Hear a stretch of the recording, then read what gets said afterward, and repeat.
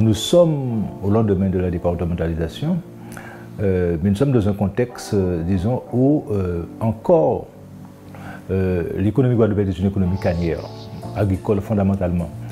Il y a 53% de la population guadeloupéenne, population active, qui travaille dans l'agriculture.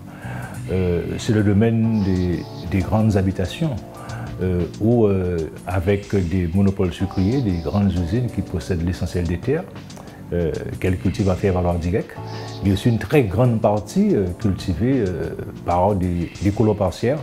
Les colons parcières sont donc des petits paysans, des petits exploitants agricoles que les superficies moyennes entre 2 et 3 hectares et qui, en contrepartie de la mise à disposition par le bailleur de l'open terre, doivent verser une contribution, une rente féodale entre guillemets, qui correspond à la canne à environ 15% de la production. Dans d'autres secteurs, c'est plus important. Dans la banane, parfois, ça peut aller jusqu'à 30%. Il n'y a pas d'organisation syndicale puissante. En tout cas, les paysans se sentent quelque peu abandonnés.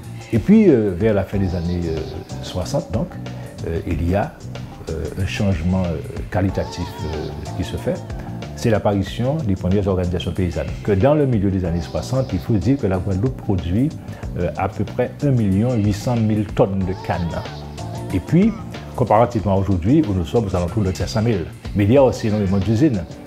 Mais dans cette décennie-là, 60-70, les usines aussi commencent à fermer. En 59 déjà, il y a l'usine Robert à Marie-Galante qui ferme, il y a l'usine Pirogue en 62, l'usine Rougeole 62-63, l'usine Courcelles également à Sainte-Anne en 65, le 67-68 c'est l'usine Marquisa qui ferme.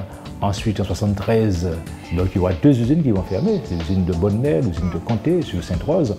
Et puis après vont se succéder des fermetures d'usines avec Blanchette, Darboussier, Beauport, etc. Donc on passe de 14 usines, hein, ce que nous connaissons aujourd'hui avec Gardel seulement à l'arrivée. À la fin des années 60, 69, donc 70, il y a des gens qui prennent l'initiative, des militants nationalistes, qui décident d'organiser la paysannerie de façon à sortir les paysans, à les aider à lutter contre l'exploitation qu'ils subissent. Et puis l'espoir, on est donc aux années 70, avec une nouvelle organisation qui va, après un gros travail d'enquête réalisé à la campagne, où des intellectuels, disons, sur des positions révolutionnaires de transformation sociale, vont discuter avec des paysans après ce travail d'enquête pour leur demander, bon, mais qu'est-ce qui se passe, qu'est-ce que vous voulez, quels sont les problèmes que vous avez. Ils se mettent, ces intellectuels-là, à l'école des paysans. À l'école des paysans pour apprendre auprès des paysans et les aider à s'organiser, les aider à comprendre les mécanismes de l'exploitation. Parce que souvent, vous êtes paysan, vous êtes exploité, vous subissez l'exploitation, mais sans savoir vraiment d'où ça vient, quelle est la logique. Et là, ces intellectuels-là arrivent à expliquer.